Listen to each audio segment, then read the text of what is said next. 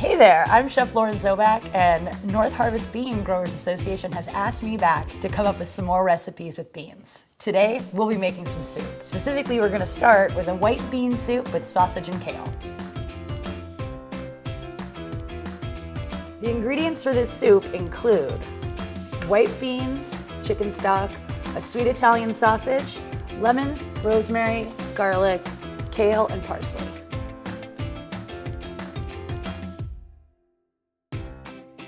First things first, I managed to get from my local butcher some really lovely sweet Italian sausage. Very fennel forward. You could swap out hot sausage here if you wanted it on the spicier side, but this is the Midwest, so we're gonna keep it mild. I've taken my pound of sausage and rolled it into small balls. We wanna keep those balls spoon size so it fits in your spoon while we're eating our soup. In my nice hot pot, in batches, we're gonna brown these off so we can use that rendered fat later to saute our vegetables. I am using my hands, but I promise they're clean.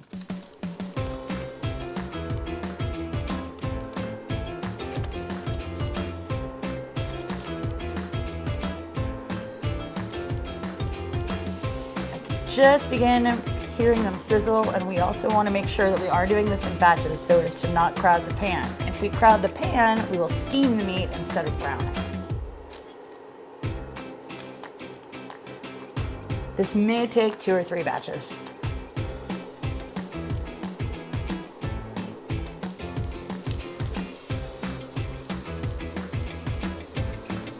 We're not going to move these until they tell us they're ready to be moved. Anytime we're cooking a protein, whether it be fish, chicken, or steak, you want to give it a minute to brown and it'll release itself from the pan. If you try too soon, that's when you get sticking. Give it a little shake to see if anybody is starting to release themselves.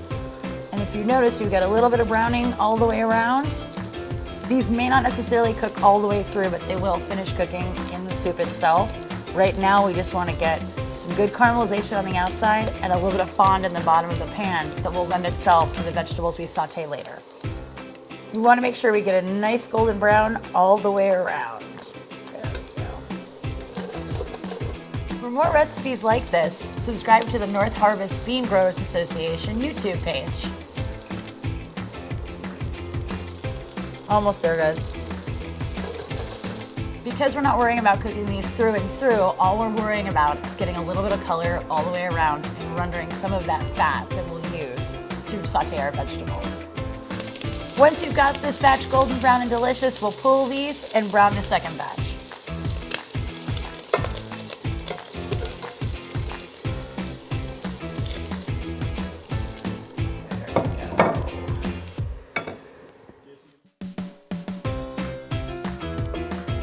Drop in the second batch of these little balls and get these browning as well.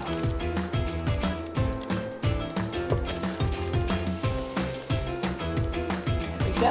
Wash our hands. The second batch will go slightly faster now that our pan is nice and hot and some of that fat is rendered. Okay. Now that all of our sausage is browned, we'll pull it and we're going to saute our mirepoix. Mirepoix is 2 parts onion to 1 part carrot and 1 part celery. It's fancy chef talk.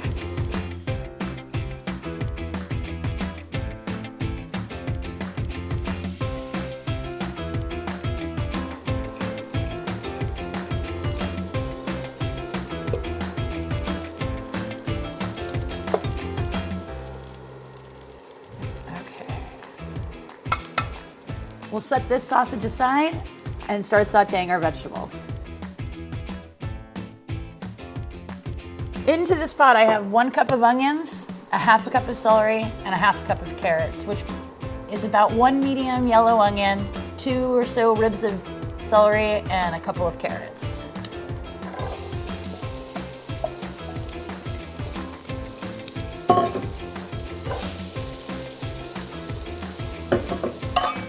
We'll hit this with a little salt and pepper just to speed up the process of pulling the moisture out of the vegetables.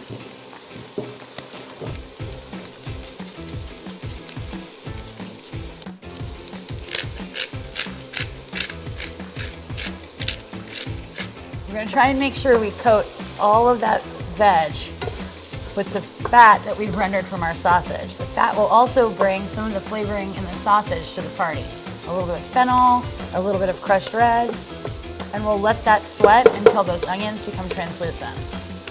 In the meantime, we'll mince up 3 cloves of garlic minced and 1 sprig of rosemary also minced. We're gonna mince them all together and add it to the pot once our onions are sauteed. Smash our garlic first just to release everything, and then we'll chop everybody up nice and fine.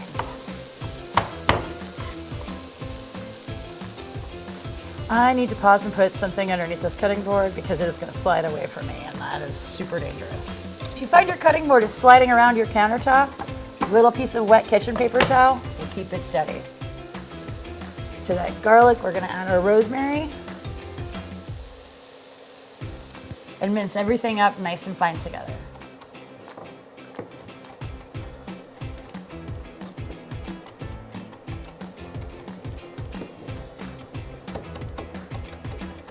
After this is chopped up and our onions have sweated along with our vegetables, we'll add this as part of our aromatics and saute this for a few minutes until it becomes fragrant. Once our onions are translucent, we've got just a smidge of color on them, we're gonna go ahead and add our aromatics by way of that garlic and rosemary.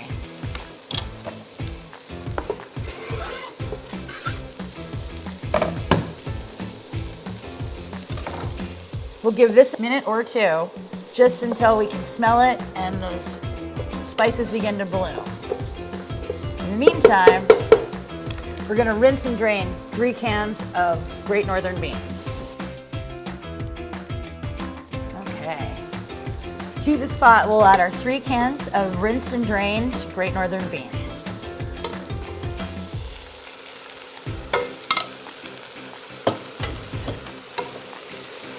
Give it a quick stir to incorporate everything. At this point, although it's optional, I like to add a little sprinkle of crushed red pepper. It'll bring a little heat to the back note. Completely optional, however, if heat is not your thing.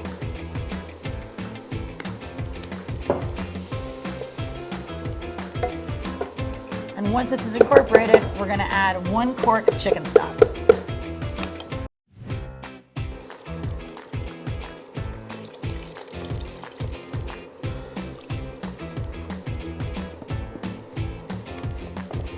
Once the chicken stock is incorporated, we'll bring this to a boil. While we're waiting for our soup to come to a boil, we're gonna go ahead and chop 1 bunch of kale. My favorite way to process kale is just to strip it straight from the stem. The stems have a tendency to be a little bitter and woody and less appetizing to our palate.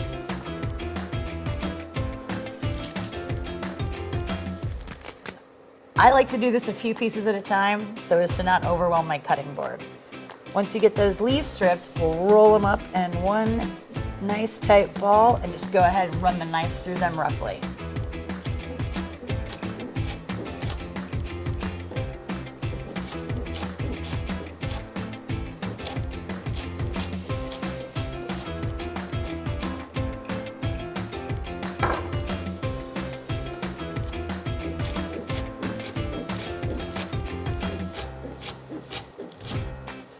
I love that I managed to grab the smallest cutting board here. Okay. Kale's ready and standing by.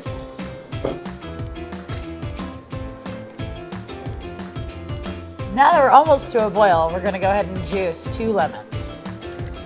I like to use a strainer over a measuring cup just to make sure I keep any pith or seeds out of the party. Give those lemons a nice roll. By giving them a nice roll, it breaks up the fibers inside and we will yield more juice. Go ahead and juice these lemons.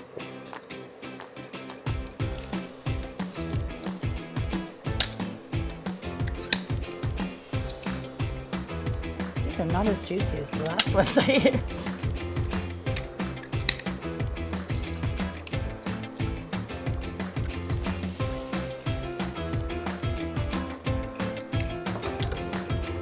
Now that our soup has come up to a boil, we're gonna pull half the volume and give it a blend. That's gonna add the creamy notes to this soup without actually adding any dairy.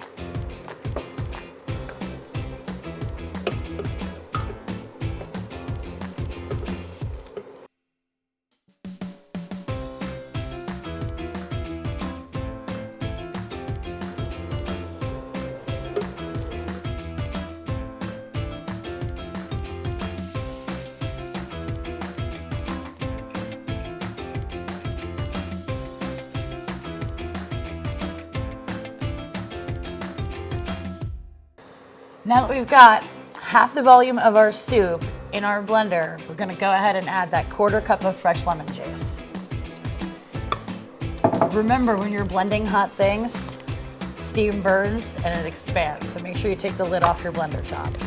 Here we go.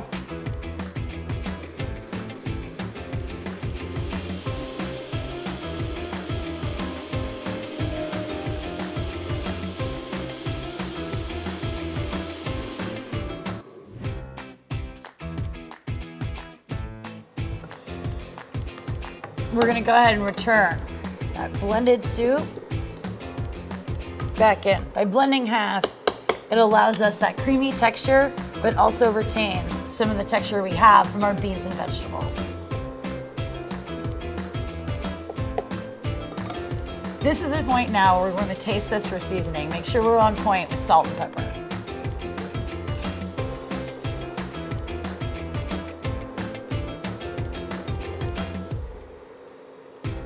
Touch more salt and we're there. We'll call that about 1/2 teaspoon of salt. At this point, you could also add, if you had on hand, a little bit of lemon pepper, and it would amplify the lemon we've got going in there. If you didn't, no worries, cracked black pepper would work just fine. We'll return our sausage to the pan, and we'll finish it with kale. Now we'll add our sausage back to our pot.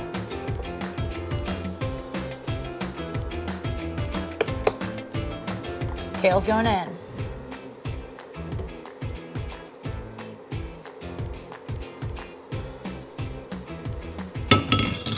This soup does freeze very lovely. Not lovely. Freezes beautifully. The soup does freeze beautifully. However, if freezing it was your ultimate goal, I would suggest hanging back on the kale and adding it once you reheated it, just to make sure we retain that vibrant green.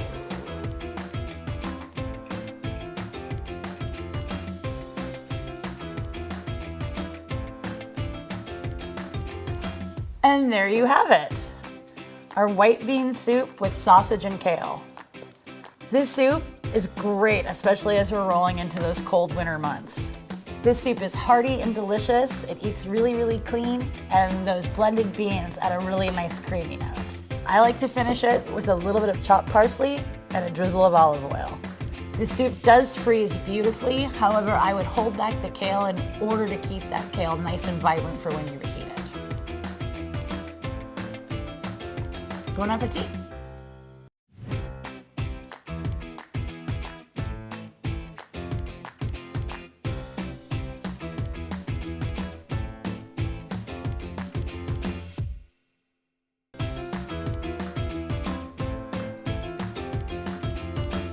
It tastes like a warm hug